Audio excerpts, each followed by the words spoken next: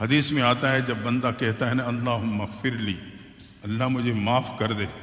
اللہ فرشتوں کو آواز دیتے ہیں یا ملائکتی، فرشتے دوڑ کے حاضر رب حکم، اللہ کہتا ہے استحییت من عبدی، مجھے اپنے اس بندے سے حیا آ رہی ہے، میرے در پہ جھکا کہہ رہا ہے مجھے معاف کر دے۔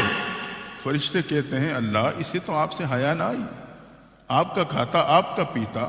آپ کی نعمتیں استعمال کرتا تھا اور نافرمانی میں پڑا رہا،